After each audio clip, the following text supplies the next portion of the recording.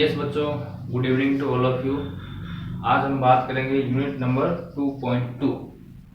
2.1 तक अपना कंप्लीट हो चुका है। कोई प्रॉब्लम हो ज़रूर शेयर कीजिए, ठीक है ना। आगे बढ़ते हैं 2.2। 2.2 में क्या है, एचसीएफ और एलसीएम निकालेंगे फैक्टराइजेशन मेथड से, ठीक है ना। और इसके अलावा कुछ नहीं, एक दो क्वेश्चन एलसीएम और एचसीएफ बेसिस पे ही कुछ क्वेश्चंस भी दिए हुए हैं, तो उन क्वेश्चंस को भी सॉल्व करेंगे। तो स्टार्ट करते हैं क्वेश्चन नंबर फर्स्ट, है ना। तो पहला क्वेश्चन आपका है, express each number as product of its prime factor. Prime factor निकालने हैं, आपको नंबर दिया हुआ है। पहले क्वेश्चन का पहला आपका है 468। फर्स्ट क्वेश्चन है 468।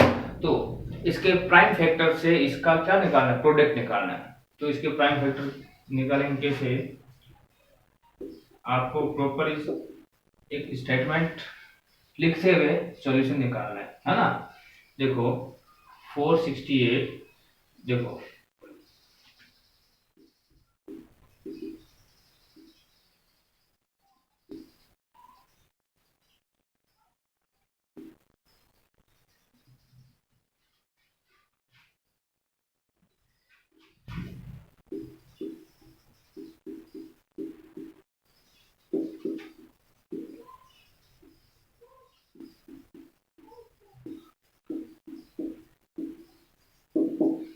प्राइम फैक्टर मेथड अप्लाई करोगे तो 468 है, इसके आप क्या करोगे, फैक्टर करोगे।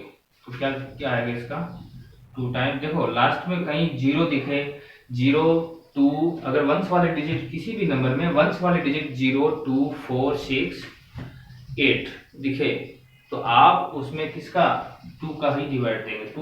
2 से कंप्लीटली वो क्या होगा, डिविजिबल होगा। क्योंकि पीछे अगर किसी भी वंस वाले डिजिट में आपको इवन नंबर दिखे तो वो 2 से कंप्लीटली डिविजिबल होगी, ठीक है ना। तो यहाँ 2 है, तो ये कितने टाइम गया, 2 3 4। फिर यहाँ देखो क्या है, इवन नंबर है, 2 का जाएगा 117। अब देखो यहाँ 2 नहीं है, सॉरी यहाँ इवन नंबर नहीं है। तो इवन नंबर नहीं है, इट मीन्स अब देखो 2 के बाद स्टेप आता है 3 का, ठीक है ना। तो 3 का डिवाइड किस में जाता है, 3 का डिवाइड उसमें जाता है जब मैं किसी नंबर को ऐड कर दूं। ये नंबर है 117, ऐड कर दूं। ऐड करने के बाद मेरे पास जो भी आंसर आएगा, अगर उसके अंदर 3 का डिवाइड जा रहा है कंप्लीटली, तो उस नंबर में भी कंप्लीटली 3 का डिवाइड जाएगा। और यही 9 के लिए अगर कंप्लीटली उस नंबर को मैं क्या करूं, ऐड करता हूं, और अगर 9 का डिवाइड उसमें कंप्लीटली जा रहा है तो इट मींस 9 का भी उसमें जाएगा, ठीक है। देखो 7 8 9, 7 8 9 तीनों को ऐड किया तो इसमें 9 का भी जाएगा, और 7 8 9 के अंदर 3 का जाता है ना, तो इसमें 3 का भी जाएगा। तो इसमें 3 का डिवाइड किया, कितने टाइम गया, 3 3 जा 9, ठीक है। 2 क्या बता, रिमाइंडर 7 27, तो 3 9 जा 27, ठीक है। अब इसमें भी 3 का जाएगा, क्योंकि 9 और 3 12 में 3 का जाता है, ठीक है ना। तो 3 1 जा 3 3 3 जा 9। तो 13 है, 13 क्या है, 13 में 13 ले जाएगा, ये क्या प्राइम नंबर है, ठीक है ना। तो 13 1 टाइम। तो आप इसको क्या लिखेंगे, फैक्टराइजेशन से कैसे लिखेंगे, 468 को आप क्या लिखोगे, 2 मल्टीप्लाई 2 मल्टीप्लाई 3 मल्टीप्लाई 3 मल्टीप्लाई 13, या इसको लिखो 2 की पावर 2 मल्टीप्लाई 3 की पावर 2 मल्टीप्लाई 30। यही आपका आंसर है, ठीक है ना। ये सारे प्राइम फैक्टर है, प्राइम नंबर्स हैं, ठीक है ना। इस फॉर्म में लिख दिया। अब देखो इसके लिए सारे क्वेश्चंस मैं नहीं करवा रहा, ये आपको करने हैं। आपको कहीं भी कोई प्रॉब्लम आए तो आप जरूर पूछिएगा, मैं बताऊंगा, ठीक है ना। ठीक है, ये आपको घर पे करना है खुद को। अब बात करते हैं क्वेश्चन नंबर 2 की। ये 1 के अंदर सारे आपको ऐसे फैक्टर निकालने हैं, ठीक है ना। क्वेश्चन नंबर 1 के सारे आपको ऐसे फैक्टर ही निकालने हैं, ओके। अब बात करते हैं क्वेश्चन नंबर 2। क्वेश्चन नंबर 2 कह रहा है, देखो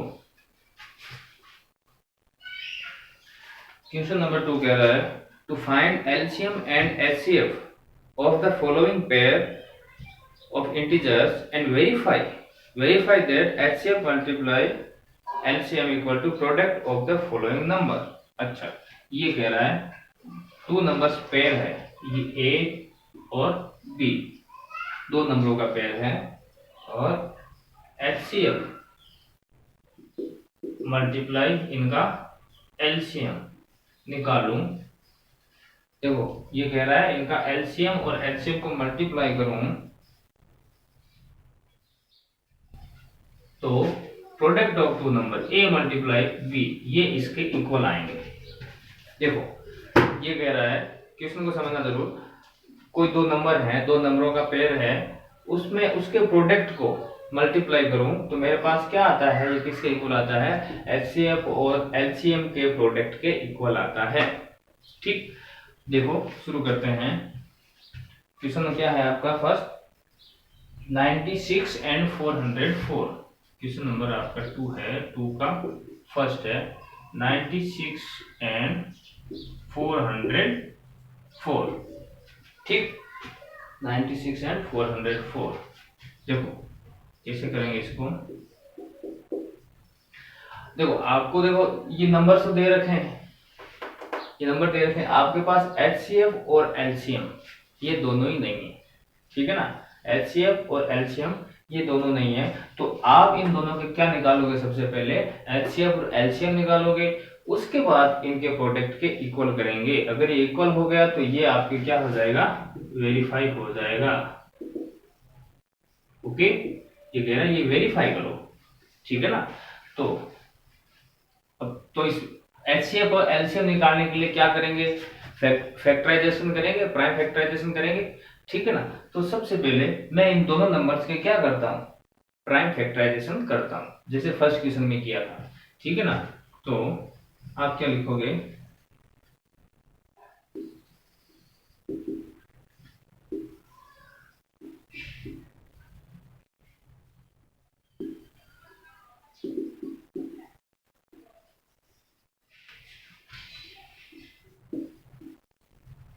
नाइन्टी सिक्स एंड 404। तो 96 के क्या होंगे, देखो तो 96 का आप देखो ये रफली करोगे, आप यहाँ इतना ही लिखेंगे ना। 96 का रफली किया आपने तो कितना आया,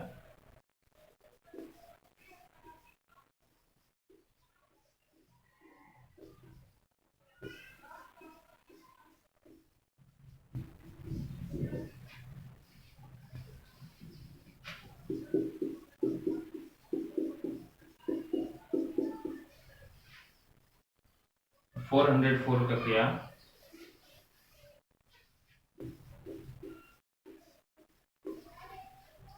टू 102, 101, ये 1 टाइम 100 का जाएगा। इसका क्या हुआ, ये इसका मैंने कर दिया प्राइम फैक्टराइजेशन दोनों नंबर्स का, ठीक है ना। तो इसको मैं क्या लिख सकता हूँ, इसको देखो 2 की पावर 5 मल्टीप्लाई 3, इसको मैं क्या लिखूंगा, 2 की पावर 2 मल्टीप्लाई 101। ठीक, प्राइम फैक्टराइजेशन करते हैं सबसे पहले, उसके बाद लिखोगे आप to find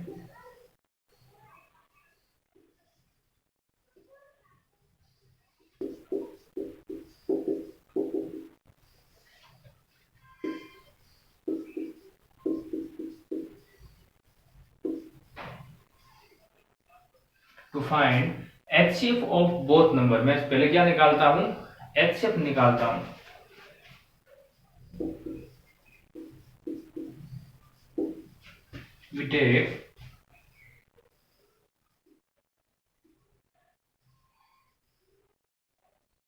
we take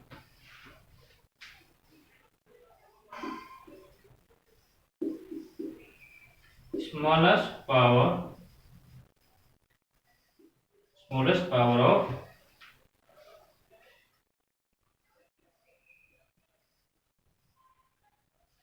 we take smallest power of common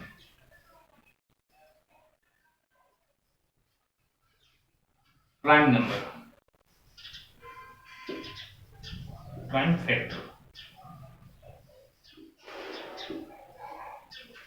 ठीक है ना। देखो देखो यहाँ तक किसी को ये सारी लाइनें आपको लिखनी है। इन लाइनों के बिना आप सीधा इसके एलसीएम निकाल सकते हैं, लेकिन सीधा लिखेंगे तो आपको नंबर नहीं मिलेंगे, नंबर कटेंगे। ठीक है ना। तो आपको ये जो मैं लिखवा रहा हूँ, ये हर एक लाइन आपके लिए इंपॉर्टेंट है, ये लाइन लिखनी है। ये मैं एक ही क्वेश्चन में करवाऊंगा, बाकी सभी आपको ऐसे लिख के करना है। ठीक है ना।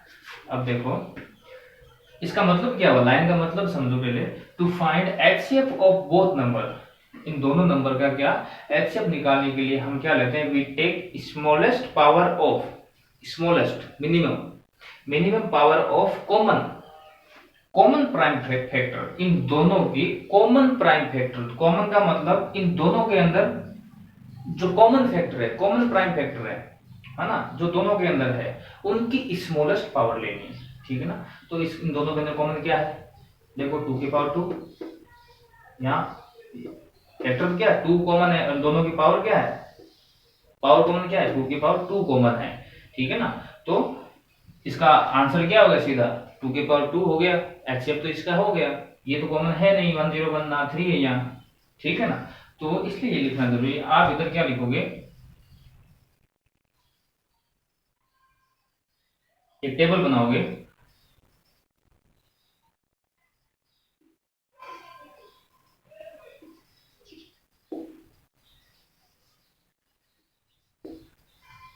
Common prime factor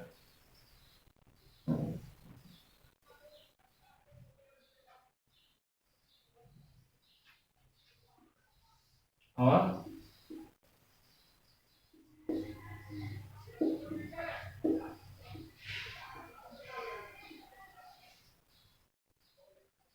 smallest power.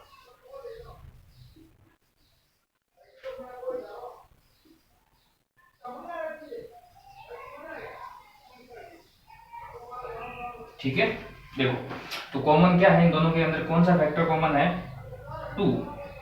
इन दोनों के अंदर कौन सा है, 2 है, जो कॉमन प्राइम फैक्टर है। प्राइम नंबर है कौन सा, 2, जो दोनों के अंदर कॉमन है। अब इस 2 की क्या स्मॉलेस्ट पावर क्या है, 2 की पावर छोटी से छोटी, दोनों में से छोटी पावर किसकी है, 2 की पावर 2, ये स्मॉलेस्ट पावर। ठीक है। अब देखो यहाँ आपको क्या करना है, और दूसरे कोई है ही नहीं, यहाँ कॉमन आपका दूसरा कोई फैक्टर नहीं है। अब उसके बाद आपको क्या करना है, देन यहाँ जो भी आप यहाँ केवल पावर लिखें, अगर आप यहाँ केवल पावर लिखें तो आप 2 की पावर 2 लिख सकते हैं। और आप यहाँ क्या लिखो, अगर ये स्मॉलेस्ट पावर पूरी ऐसे लिखें नंबर्स के साथ, तो आपका यही आंसर होगा। अगर यहाँ कुछ और कॉमन आता, दूसरा फैक्टर, कोई प्राइम फैक्टर कॉमन आता, ठीक है ना, तो उस कंडीशन में ये मल्टीप्लाई ये। ठीक है ना। यहाँ तो केवल और केवल एक ही प्राइम फैक्टर कॉमन आया है, वो क्या है, 2। ठीक है। अब देखो देन HCF of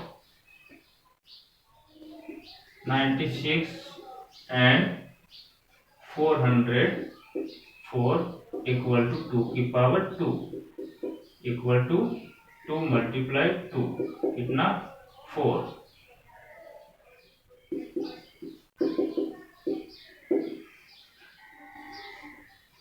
ये आपके क्या निकल गया, HCF निकल गया। ठीक है ना। अब देखो HCF आपका कितना निकला 4। ठीक है। अब यहाँ तक करने के बाद नोट कर लेना इसको, यहाँ तक करने के बाद आपको क्या फाइंड करना है, अभी एलसीएम फाइंड आउट करना है। ठीक है ना। तो आप देखो ये पूरा प्रोसेस करने के बाद इसके आगे का प्रोसेस है, तो मैं बताता हूं। To find LCM of both number we take, या स्मॉलेस्ट की जगह क्या लिखेंगे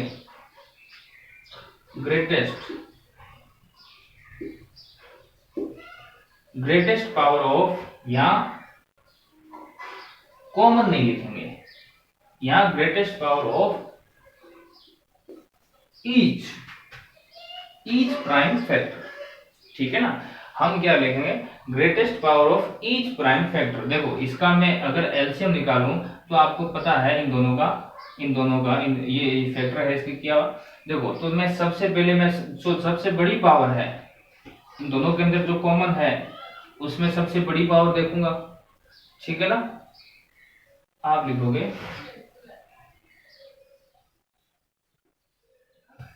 सबसे बड़ी पावर है इन दोनों के अंदर, एक तो वो लिखेंगे, दूसरा इन दोनों के अंदर जो कॉमन नहीं है, इन दोनों के अंदर जो अगर कॉमन है तो उनके अंदर जो बड़ी पावर है वो लेंगे, अगर कॉमन नहीं है तो वो ही लिखेंगे।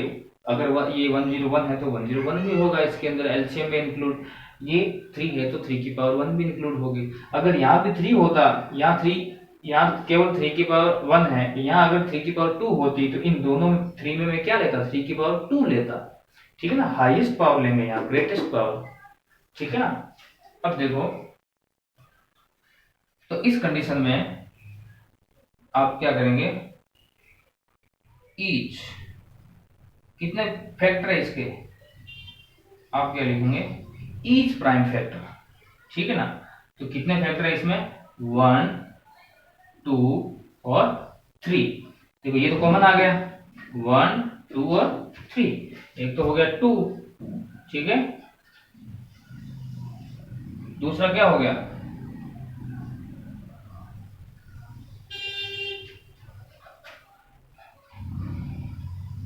दूसरा हो गया कॉमन, सॉरी दूसरा इसका प्राइम फैक्टर हो गया 3, और उसके बाद 101।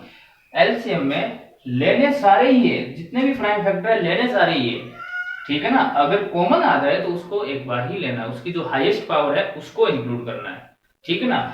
उसको इंक्लूड करेंगे तो इसलिए करेंगे कि लोवेस्ट वाला इसके अंदर इंक्लूड हो जाएगा। देखो तो 2 3 और 10 101, तो इसकी हाईएस्ट पावर, सॉरी स्मॉलेस्ट किसने लिखी, इसमें क्या होगा, हाईएस्ट पावर या ग्रेटेस्ट पावर लिखो ना,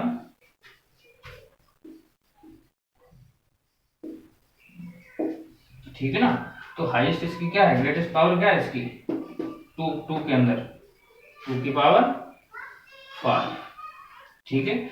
अब देखो दूसरा फैक्टर क्या है, 3 के अंदर हाईएस्ट पावर क्या है, कहीं दिख रही है, हाईएस्ट पावर 1 ही है, 3 ही, तो 3 की पावर 1। और 101 के अंदर हाईएस्ट पावर क्या है, देख लो 101 के अंदर 101 ही है, ठीक है। तो इस कंडीशन में आप आगे क्या लिखोगे, देन एलसीएम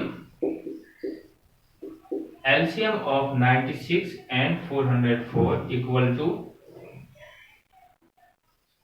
क्या आएगा, ये वाला मल्टीपल 2 की पावर 5 मल्टीप्लाई 3 की पावर 1 मल्टीप्लाई 101 की पावर 1, तो कितना आएगा एलसीएम, 2 की power 5 2 multiply 2 multiply 2 multiply 3 multiply 101, कितना आया, 2 2 जा 4 4 2 जा 8 8 2 जा 16 16 2 जा 32 और 32 3 जा 96, 32 3 जा 96।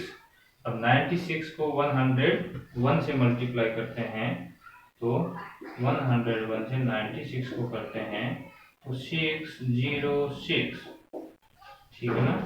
ये हो गया 909 6969, ये कितना हो गया 9696, ये क्या हो गया आपके एलसीएम, ठीक है ना। यहां तक ठीक है, ठीक है ना। देखो पहले मैंने निकाला था एचसीएफ, उसके बाद आपने ये लाइन आपको याद रखनी है, ऐसे लिखना है टेबल बना के, तो ये आपका हो गया एलसीएम। अब एलसीएम और एचसीएफ निकालने के बाद क्या करना है, मैं देखो ऊपर लिख लेता हूं, एलसीएम आया 9696 और एलसीएफ आया आपका 4। मिटा दो इसको, मैं रफ कर रहा हूँ इसको।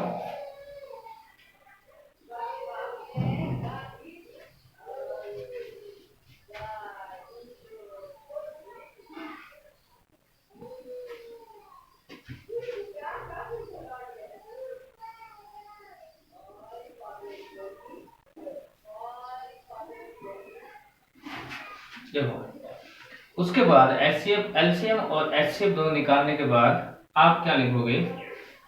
नाउ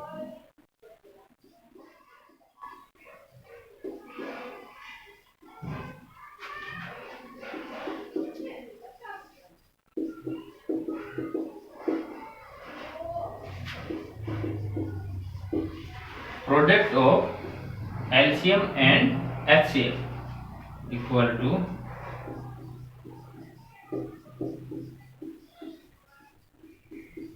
एलसीएम की वैल्यू कितनी थी? 9696 मल्टीप्लाई एचसीएफ की वैल्यू कितनी थी? 4। तो कितनी है मेरे पास?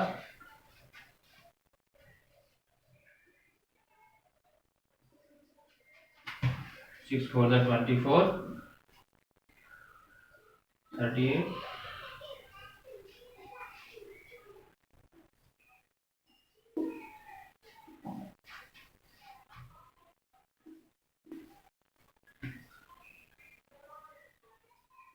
ठीक है ना? ये आप हो गए इक्वेशन नंबर, इसको आप क्या कर देंगे? इक्वेशन नंबर फर्स्ट दे देंगे। उसके बाद लिखोगे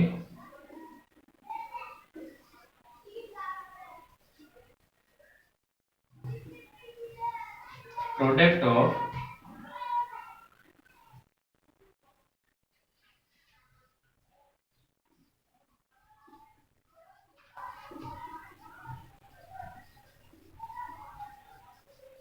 both numbers a multiply b equal to a की वैल्यू कितनी है? 96 मल्टीप्लाई 404। ठीक है ना? तो कितनी आई? 404 को 96 से मल्टीप्लाई करेंगे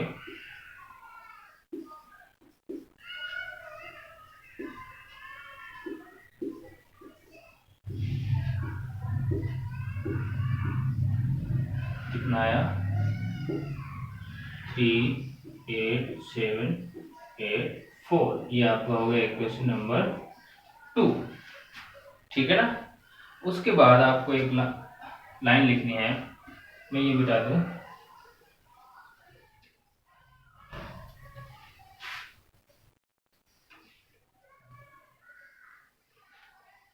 उसके बाद आपको लाइन लिखनी है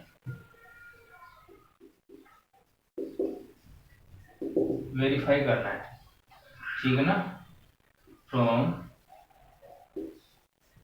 equation number 1 and 2 we find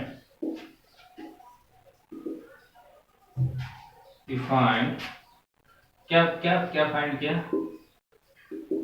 HCF और मल्टीप्लाई LCM इक्वल टू क्या? A multiply B। ये कितना था?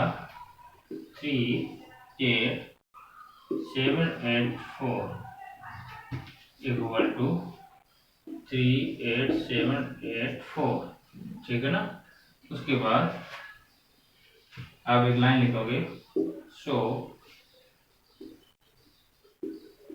hence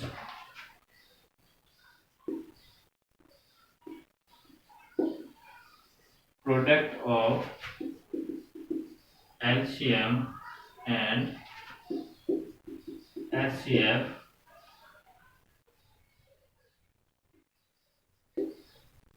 equal to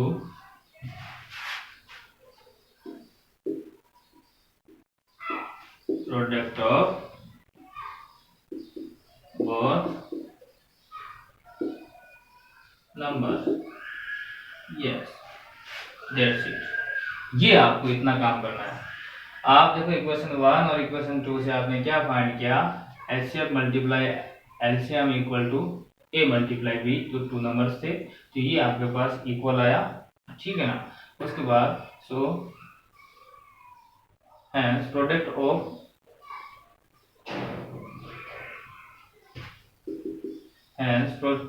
of LCM and HCF equal to product of both number, ठीक है ना, ये फाइंड किया, तो यही वेरीफाई करना था, है ना। ओके, तो बस वेरीफाई हो गया। उसके बाद आप एक लाइन और लिख लेना, ये वेरीफाई लिख के उसके बाद क्या लिखेंगे, HCF multiply LCM equal to A multiply B, ये लाइन यहाँ लिख देना, ठीक है ना। बस दैट्स इट, ये आपका आंसर हो गया। आपको ऐसे ही सारे क्वेश्चन करने हैं और सभी क्वेश्चन इसके भी सेम है। आप देखो, ये लैंग्वेज, ये स्टेटमेंट्स तो मैंने लिखवाए थे, ये लैंग्वेज आपको लिखनी है, ठीक है ना। तो लैंग्वेज लिखनी जरूरी है, अगर आप ये नहीं लिखेंगे तो नंबर कटेंगे, है ना, स्टेटमेंट के नंबर भी मिलते हैं, ठीक है। अब बात करते हैं नेक्स्ट क्वेश्चन की। क्वेश्चन नंबर 2 के सारे आपको ऐसे ही स्टेटमेंट लिख के करने हैं, ठीक है ना।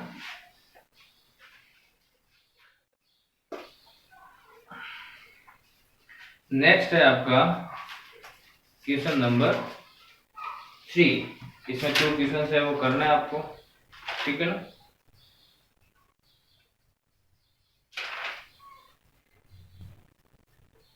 क्वेश्चन नंबर 3 है, find the HCF and LCM, find the HCF and LCM of following integers by applying the prime factorization method। ये प्राइम फैक्टराइजेशन मेथड अप्लाई करना है, इनके आपको HCF और LCM निकालना है। क्वेश्चन नंबर फर्स्ट है आपका 12, 15 एंड 21, ठीक है ना। यूज किसका करना है, प्राइम फैक्टराइजेशन मेथड यूज करके इसका LCM और HCF निकालना है, ठीक है ना।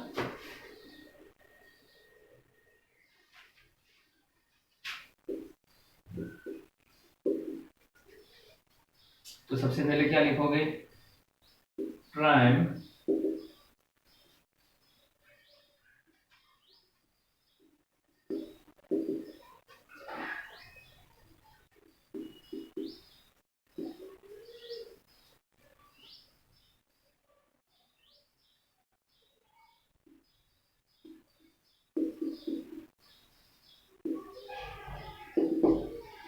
Factor of each number. तो 12 का प्राइम फैक्टर क्या होगा, ठीक है, प्राइम फैक्टर निकालने, ठीक है। इनको प्राइम फैक्टर्स के अकॉर्डिंग लिखना है, तो कैसे लिखेंगे 12 को, 2 मल्टीप्लाई 3, 2 2 जा 4, 4 3 जा 12, ठीक है। 15 है, 15 को कैसे लिखेंगे, 3 मल्टीप्लाई 5, और 21 है, इसको कैसे लिखेंगे, 3 मल्टीप्लाई 7, ठीक है। इसको प्राइम फैक्टर के अकॉर्डिंग मैंने लिख लिया, ठीक है। अब उसके बाद निकालना है मुझे LCM और HCF। मैं सबसे पहले क्या लिखूंगा, to find HCF,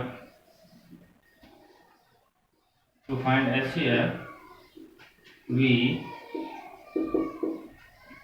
write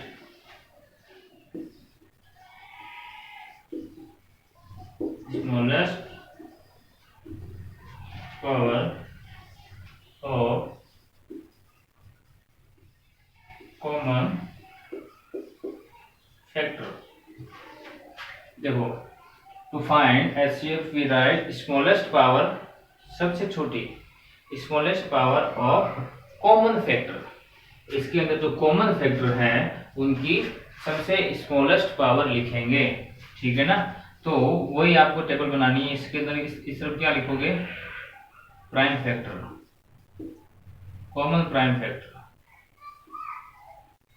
common prime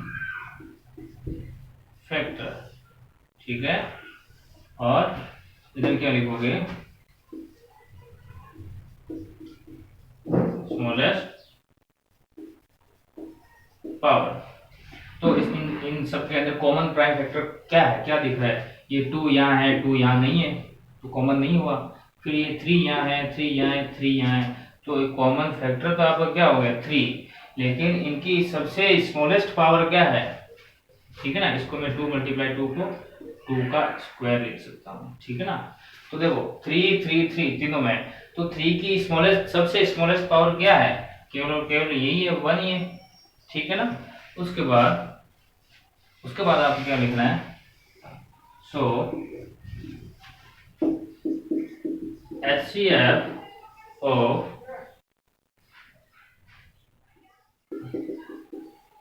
given number equal to 3 की पावर 1। इट मीन HCF कितना आ गया आपके पास, 3। ओके, ठीक है। अब निकालेंगे इसी इक्वेशन का एलसीएम, नोट कर लेना इसको, ठीक है। मैं मिटा रहा हूं इसको वापस, यहां से आपको वापस लिखना है। नेक्स्ट, यहां से आप वापस लिखेंगे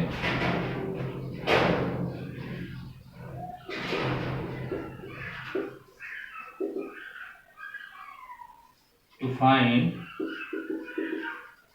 LCM of given number, we write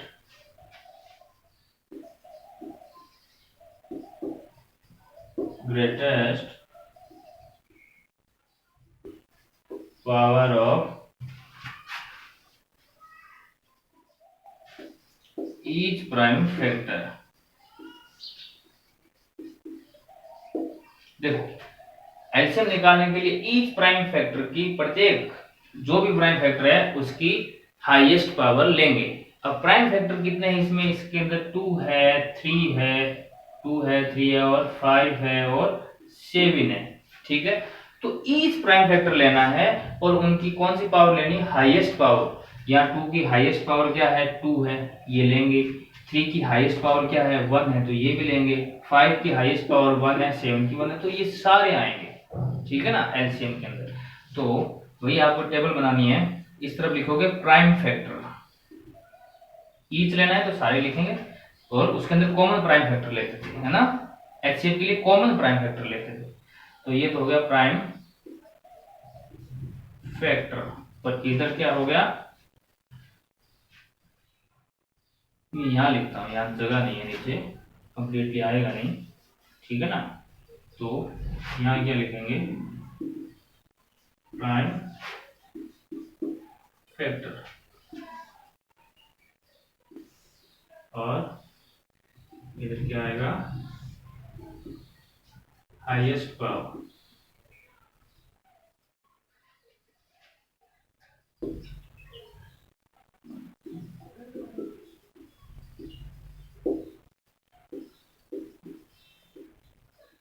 या ग्रेटेस्ट लिखो आप, जल्दी आ गए आपके ग्रेटेस्ट पावर आ गई, ठीक है। ये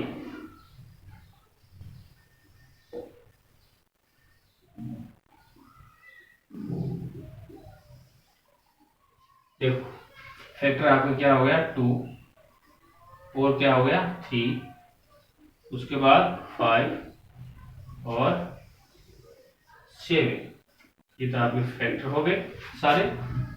अब निकालने इसके अंदर ग्रेटेस्ट पावर देखनी, तो ग्रेटेस्ट पावर 2 की तो कितनी है, 2, और 3 की केवल केवल 1, 5 की भी 1, उसके बाद 7 की भी कितनी है, 1, ठीक है। सो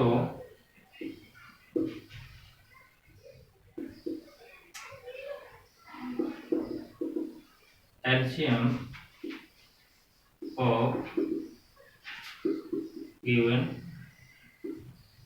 number equal to 2 की पावर 2 मल्टीप्लाई 3 की power 1 multiply 5 multiply 7।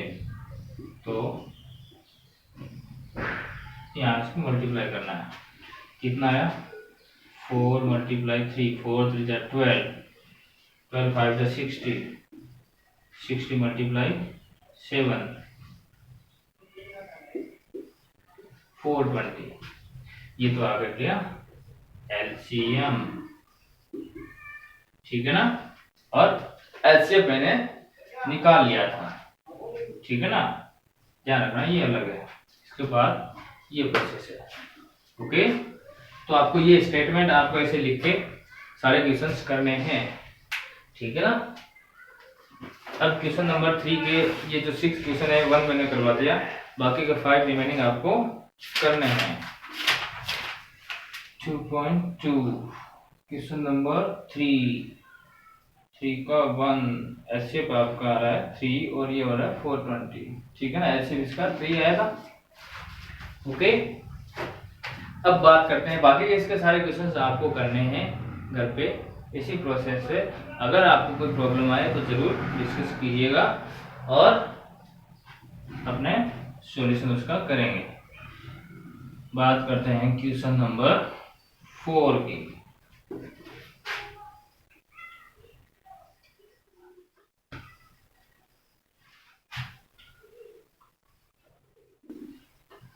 Question number 4 की क्वेश्चन नंबर 4 आपका क्या है, 4 क्या है, there is a circular path around a sports field. Raman takes 18 minutes to complete 1 round. अच्छा, ये आपको ये कह रहा है कुछ देर इज कोई सर्कुलर पाथ ग्राउंड है ना, ग्राउंड है।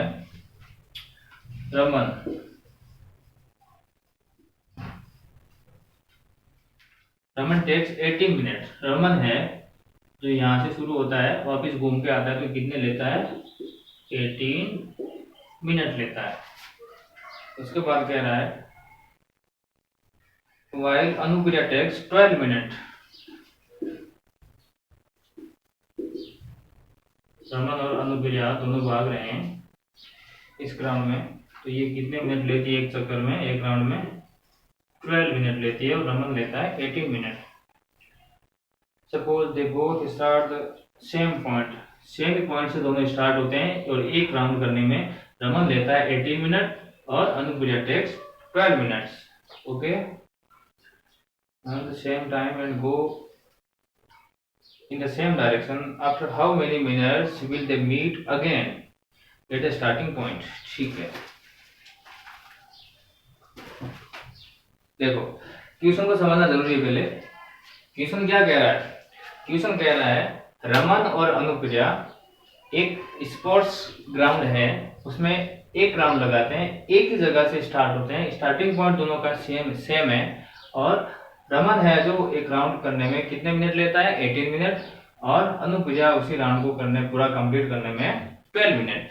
इट मींस सबसे फास्ट कौन इसमें, इन दोनों में से स्पीड किसकी ज्यादा है, ये कम टाइम लेती है अनुप्रिया, है ना।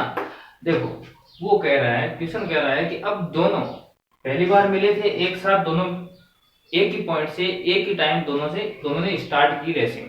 ओके, एक ही टाइम पे दोनों ने रेसिंग स्टार्ट की और उसके बाद अनुप्रिया है जो फास्ट दौड़ रही है, ये आगे चली गई, है ना।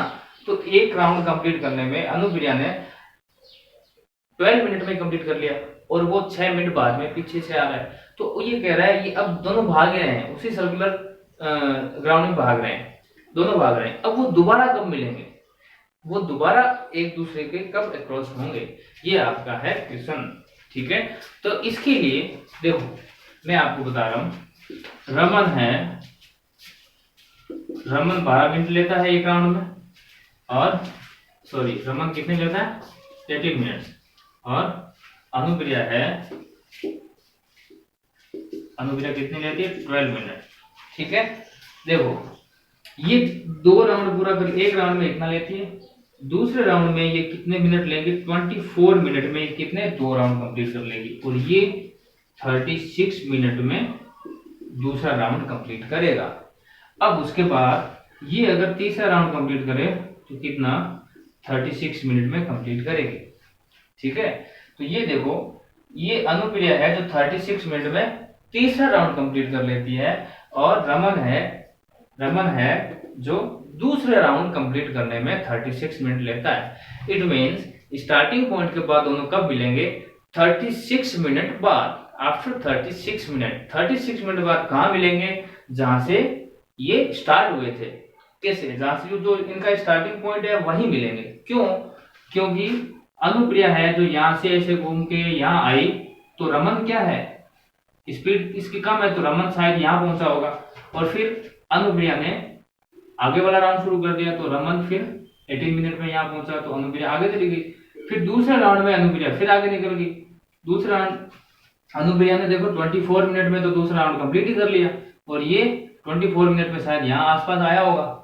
ठीक है, और ये फिर उसके बाद अनुप्रिया ने तीसरे राउंड में 36 मिनट बाद इसने तीसरा राउंड कंप्लीट कर लिया, और ये यहाँ से यहाँ आया होगा, है ना। तब तक अनुप्रिया तीसरा राउंड यहाँ कर लेगी, ये यहाँ आया, उसके बाद ये दोनों एक ही पॉइंट पे 36 मिनट बाद मिले।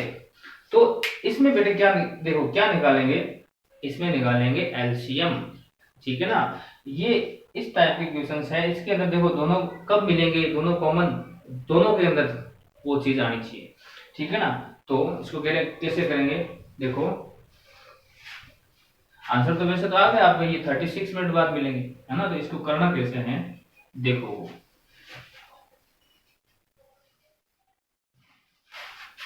सबसे पहले क्या लिखेंगे, अकॉर्डिंग टू क्वेश्चन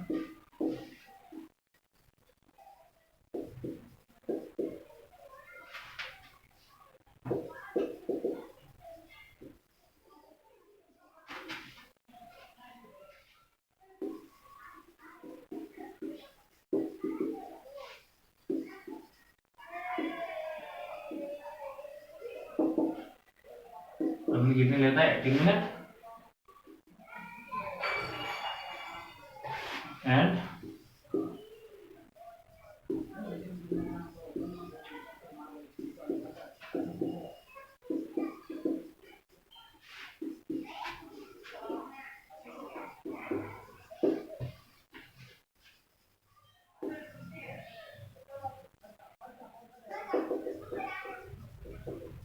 ये कितनी लेती है Anupriya, 12 minute. So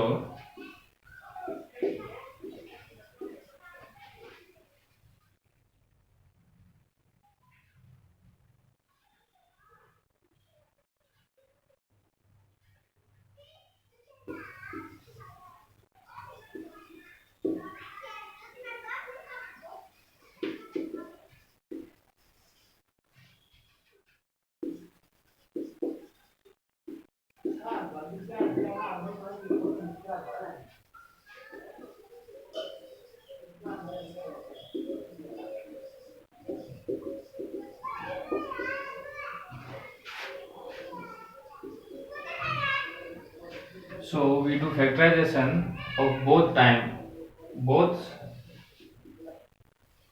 time and find LCM to get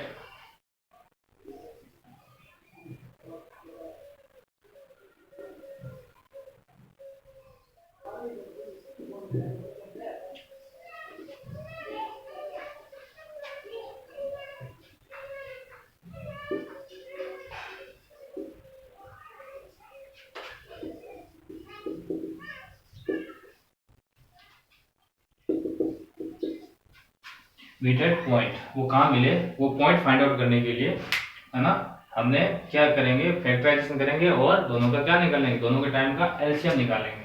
then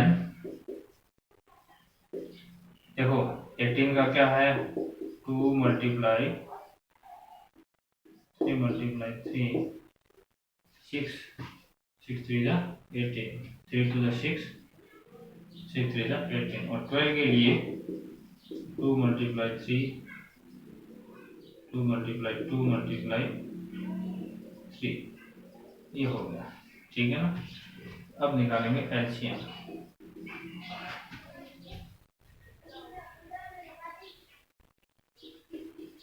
LCM के लिए आपको पता है, एक तो इसको मैं क्या लिखूंगा, 2 × 3 की पावर 2, इसको लिखूंगा 2 की power 2 × 3।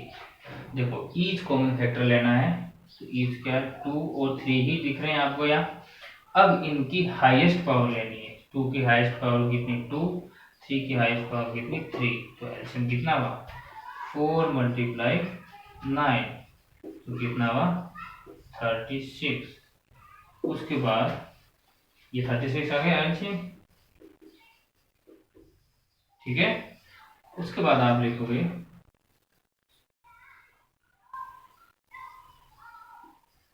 Since Raman and Anupriya meted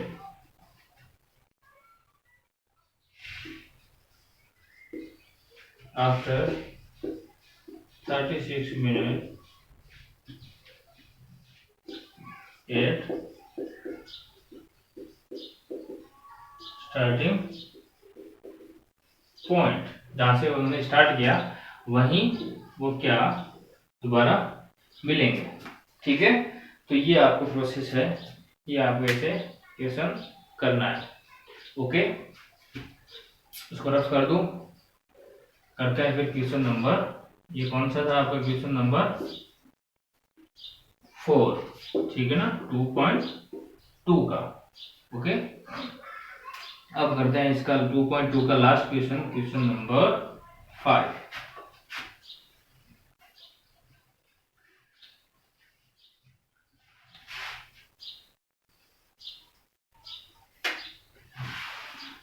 question number 5 क्या कह रहा है आपका,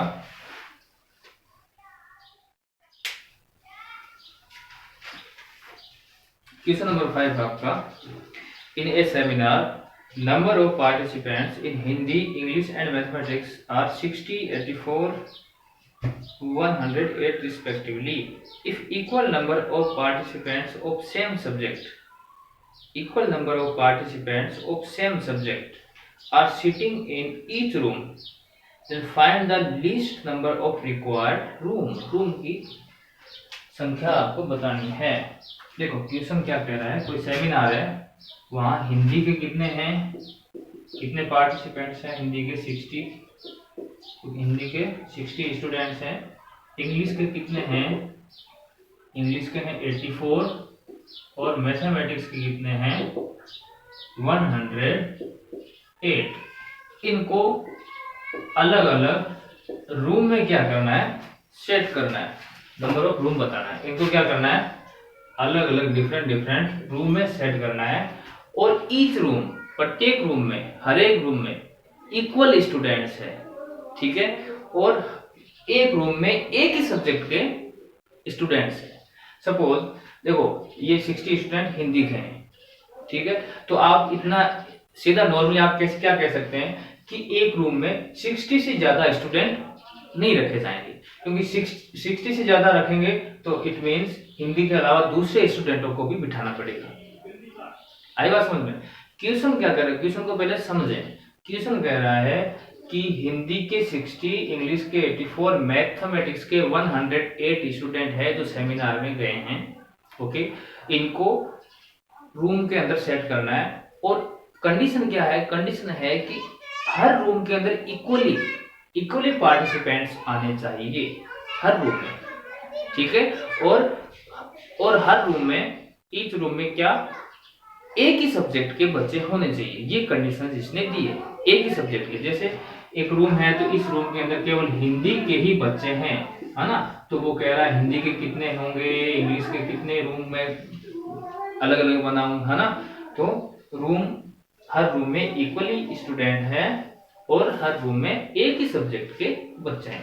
तो इसके लिए आपको क्या करना पड़ेगा, इसके लिए आपको निकालना पड़ेगा HCF। अब आप कहोगे HCF क्यों सर, HCF क्यों निकालें, आप जब मर्जी आओ आप LCM निकाल लेते हैं, जब मर्जी आए आप HCF निकाल लेते हैं, ऐसे कैसे, एग्जाम में हमें कैसे पता चलेगा, है ना। तो देखो बेटे, इसके अंदर देखो कॉमन चीजें, आपको HCF पे क्या निकालते हैं, देखो कोई 12 है और एक 10 है, इसका मैं HCF निकालता हूं, तो HCF के अंदर क्या कॉमन आता है, जो वो चीजें, वो फैक्टर जो इन दोनों के फैक्टर हो, इन दोनों का फैक्टर मैं कॉमन लेता हूं। आई बात समझ में, इन दोनों के फैक्टर कॉमन लेता हूं। HCF का मतलब ये होता है, इसी प्रकार इन सारे स्टूडेंट के अंदर इनके अलग में फैक्टर करूं, इन सारे स्टूडेंटों के मैं अलग अलग पार्ट्स में फैक्टर करूं, है ना, कि ये ग्रुप्स बनाऊं अलग अलग, तो ये ग्रुप्स सबके अंदर से मुझे एक ग्रुप इक्वली चाहिए। आई बात समझ में, HCF का common factor, highest common factor, मतलब आप कहोगे 1 1 के अलग अलग कर दूं तो 1 1 तो हो ही जाएंगे, आप कहोगे 2 2 स्टूडेंट के मैं ग्रुप बना दूं तो वो भी हो जाएंगे। इसके अंदर क्या है, HCF का मतलब क्या है, हाईएस्ट कॉमन फैक्टर, मतलब हाईएस्ट कितने नंबर का मैं ग्रुप बना सकता हूं इक्वली, कि इतने नंबर का ग्रुप इसका बना दो, इतने नंबर का ग्रुप इसका बना दो, इतने नंबर का ग्रुप इसका बना दो। ये तीनों में अगर ये ग्रुप ये तीनों का सेम होगा, अगर इन ग्रुप्स में मैं बांटूं तो ये तीनों बंट जाएंगे, है ना। HCF का मतलब होता है यही। फॉर एग्जाम्पल मैं आपको बता देता हूं, जैसे 6 8 और 12 ये 3 नंबर है, इन 3 नंबरों के मैं ग्रुप करता हूं, ठीक है, फिर आपको बताता हूं एक एग्जांपल से। देखो इसका फैक्टर क्या होगा, 2 × 3, इसका फैक्टर क्या होगा 2 × 2 × 2, ठीक, इसका फैक्टर क्या होगा 2 × 2 × 3, ठीक है। अब इसका इन तीनों का HCF क्या होगा, इन तीनों का HCF होगा कॉमन, क्या है, क्या कॉमन, सिर्फ और केवल 2, 3 है इसमें नहीं है, तो इसका इन तीनों का HCF क्या होगा बेटे, सॉरी 2, इन तीनों का HCF क्या हुआ 2। इसका मतलब क्या हुआ, इसका मतलब क्या हुआ, इन तीनों का HCF 2 है, तो इनका मतलब क्या हुआ कि इसके में अगर 2 2 के ग्रुप बनाऊं, इसके भी 2 2 के ग्रुप बनेंगे, इसके भी 2 2 के ग्रुप बनेंगे,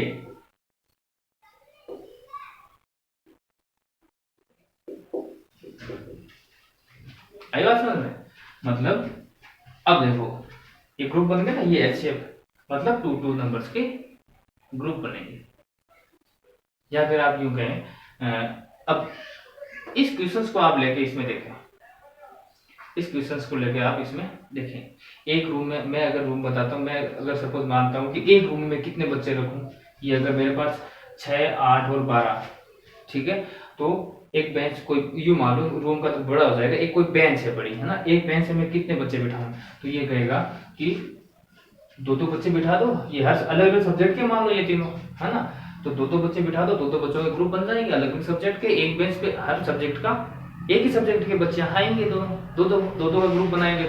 अगर आप 3 3 का ग्रुप इसमें बना के बेंच से बिठाना चाहते हैं तो नहीं बिठा सकते, ठीक है ना। सपोज आपने इसका 3 का ग्रुप बना लिया, बन गया, यहाँ पे 3 का ग्रुप बना लिया, नहीं आएगा, क्योंकि एक बेंच पे फिर 2 को बिठाने पड़ेंगे। ये एग्जाम्पल दिया मैंने कि ये 3 ये हिंदी के, ये इंग्लिश के और ये मैथमेटिक्स के स्टूडेंट हैं, ठीक है। अब मुझे बेंच पे बिठाना है, वो ये नंबर कम है इसलिए मैंने बेंच कह दिया, कोई एक बेंच है, बेंच पे मुझे ऐसे बेंच पे ऐसे बिठाना है कि एक बेंच पे केवल और केवल एक ही सब्जेक्ट के बच्चे आ रहे हैं, तो एक ही सब्जेक्ट के मैं अगर 3 3 के ग्रुप बनाता हूँ इनके 3 3 बच्चों के, तो यहाँ एक बेंच पे 3 ये 2 बेंच यहाँ लगेंगे, 3 3 के बनाए तो यहाँ 2 बेंच लगेगी, लेकिन तीसरी बेंच पे 2 ही बच्चे बैठ रहे हैं एक सब्जेक्ट के, यहाँ बैठ जाएंगे, 4 बेंच लगेगी, आई बात समझ में, तो यहाँ गड़बड़ आ गई ना। तो ये कह रहा है कि हर रूम में, अब आते हैं क्वेश्चन में HCF क्यों निकालते हैं, इसलिए मैंने ये आपको एग्जांपल दिया। ये कह रहा है क्वेश्चन में, क्या कह रहा है कि हिंदी के 60, इंग्लिश के 84, मैथमेटिक्स के 108 हर रूम में इक्वली स्टूडेंट होने चाहिए और हर रूम में एक ही सब्जेक्ट के बच्चे होने चाहिए। अगर वो यूं कह देता कि हर रूम में इक्वली स्टूडेंट होने चाहिए, है ना, और सब्जेक्ट कुछ भी हो सकता है, मैथ का भी आ सकता है, इसका भी आ सकता है, तो आप इसके अंदर ग्रुप अपने हिसाब से इन सबको ऐड करके टोटल नंबर ऑफ रूम, जितने नंबर आपके पास रूम है उसका डिवाइड दे दें। आई बात समझ में? तो इसका क्या निकालेंगे, HCF निकालेंगे। तो इसका सॉल्यूशन करेंगे टू फाइंड, पहले ये लिखोगे according to question, according to question number of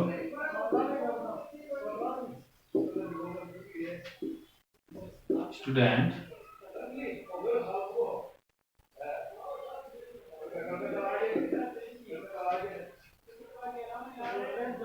of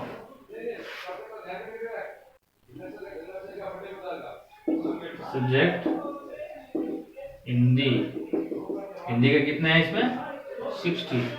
इसी प्रकार आप इसमें number of student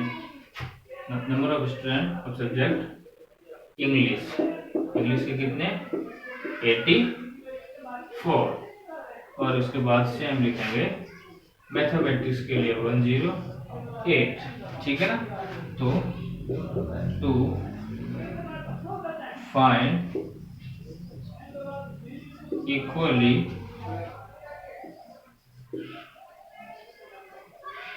student in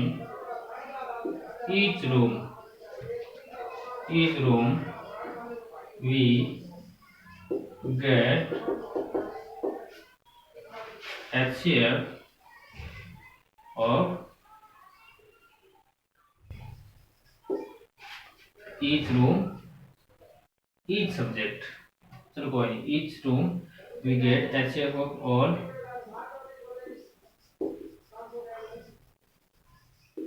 students, group किसके हैं, सब्जेक्ट वाइज ग्रुप है ना, सब्जेक्ट ग्रुप,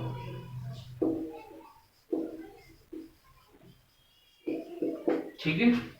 तो अब इसका क्या निकालेंगे, इसमें क्या लिखा है मैंने, देखो to find equal student in each room we get HCF of all student subjects group. तो इसका HCF निकालेंगे, HCF निकालने से पहले इनका क्या निकालेंगे, प्राइम फैक्टराइजेशन करेंगे, है ना। सो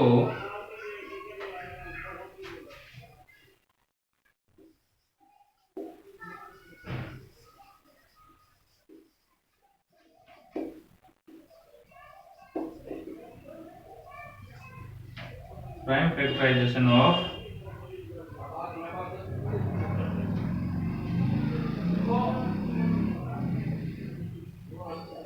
60, 84, 108। तो 60 का क्या होगा, 84 का क्या होगा, 108 का प्राइम फैक्टराइजेशन क्या होगा। 60 का क्या होगा, 2 मल्टीप्लाई 3 मल्टीप्लाई 3 टू जा 6, 6 5 जा 30, 32 जा 60, ओके। 4 मल्टीप्लाई 3 12, 12 5 जा 60। 84 का करेंगे तो 2 मल्टीप्लाई 84, 84 का 20, 42, 42 का 21, देखो 84, 42, 21, तो 1 1 2 टाइम होगा, उसके बाद 3 और 7, 2 2 जा 4, 4 3 जा 21, तो 21 7 जा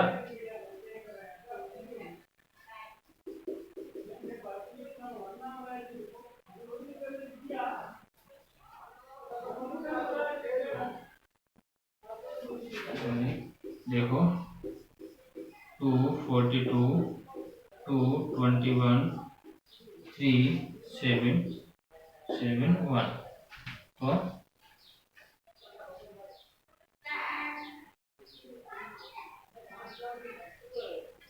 2 3 7 7 3 21 21 2 42 84 ठीक है ये राइट।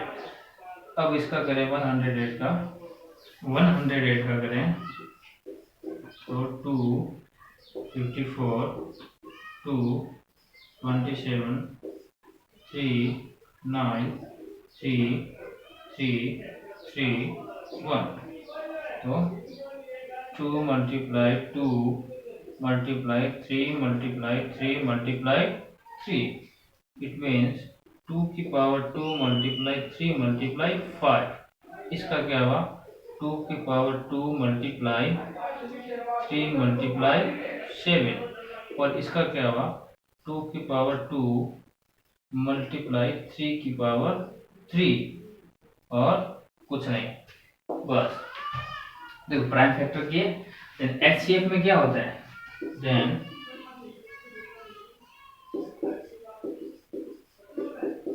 एचसीएफ में क्या होता है एचसीएफ में कॉमन प्राइम फैक्टर कॉमन जो भी होगा कॉमन प्राइम फैक्टर और उसकी लोवेस्ट पावर ठीक है ना। तो इसके अंदर कॉमन क्या है 2 2 2 कॉमन तो क्या है 2 और इसकी लोवेस्ट पावर क्या है 2 ही है और कॉमन क्या है इसके अंदर 3 है इसके अंदर 3 है इसके अंदर भी 3 है तो 3 भी इन दोनों के अंदर कॉमन है। अब इनकी लोवेस्ट पावर क्या है लोवेस्ट पावर सबसे कम किसमें है 3 की पावर 1 ही है कॉमन और अब 4 5 और 7 कॉमन नहीं है तो ये इनका होगा HCF तो कितना हुआ 2 के पावर 2 हुआ 4 4 3 जा 12 तो 12 इसका HCF निकाला इसका मतलब क्या हुआ 12 स्टूडेंट एक रूम में आएंगे 12 स्टूडेंट है जो एक रूम में आएंगे। आपको क्या निकालना है देखो नंबर ऑफ रिक्वायर्ड रूम ये तो स्टूडेंट निकलेंगे मतलब 12 के ग्रुप बनेंगे ताकि इक्वली सब्जेक्ट के सारे सब्जेक्ट के 12 के ग्रुप बनेंगे ठीक है ना। 12 से हाईएस्ट कोई ग्रुप नहीं बन सकता आई बात समझ में 12 बच्चे इसके तो इसके कितने रूम रिक्वायरमेंट होंगे एक इसके कितने रूम बनेंगे 5 इसके कितने रूम बनेंगे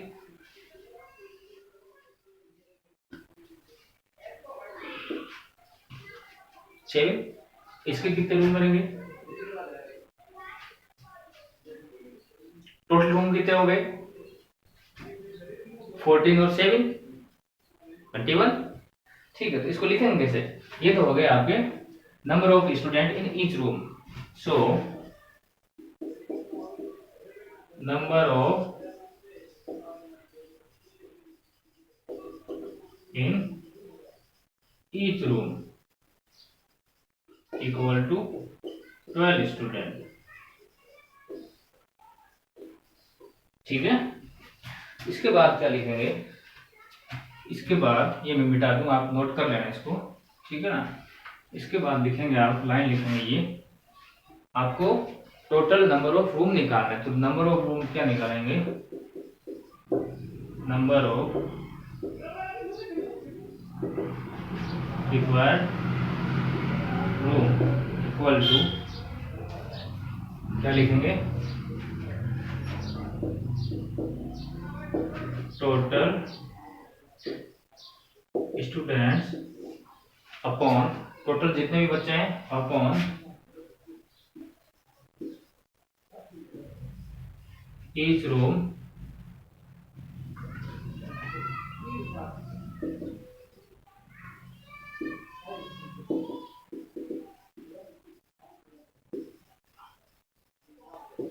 स्टूडेंट्स इन ईच रूम। देखो नंबर ऑफ रिक्वायर्ड रूम मुझे रूम की संख्या निकालनी ये क्या निकले ग्रुप्स निकले एचसीएफ का मतलब क्या हुआ कि मैक्सिमम इतने नंबर्स का ग्रुप्स जो तीनों को मिला के मैं बना सकता हूँ तीनों के बनेंगे हाईएस्ट कॉमन फैक्टर।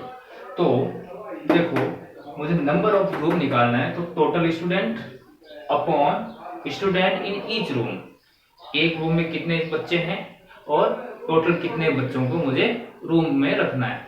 तो आपको पता है ये तो बेसिक सी चीज है है ना। तो टोटल स्टूडेंट कितने हैं, स्टूडेंट कितने थे बेटे, स्टूडेंट कितने थे 60, 84 और 108 थे ना, ठीक है ना। 12,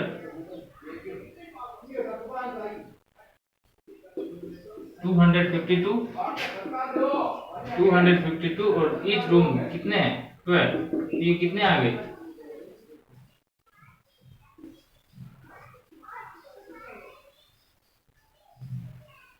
21,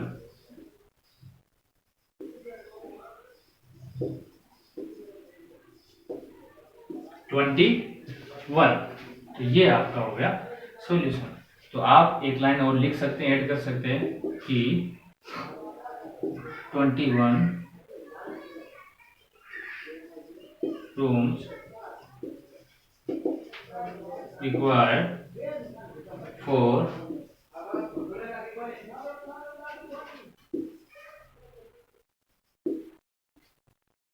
seated or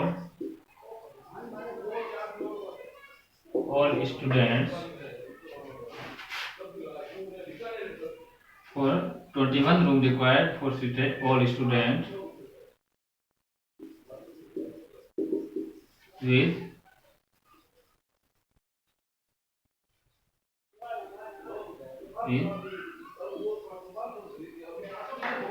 one subject,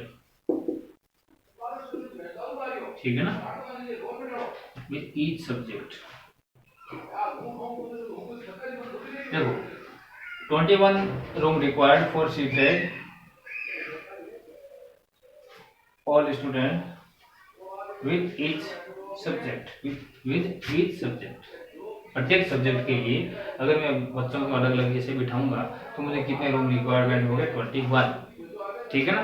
तो ऐसे आपको ये 2.2 आपकी कंप्लीट हो चुकी है और इसको नोट कर लेना। जो मैंने प्रोसेस बताया था, जो स्टेटमेंट मैंने लिखवाए थे, इसको फॉलो करना है, ठीक है। कल करेंगे 2.3। अभी मैं करके अपलोड कर दूंगा, हो सकता है आपके नाइट में लेट नाइट अपलोड हो, कल मॉर्निंग में आपको 2.3 भी मिल जाएगी। ओके।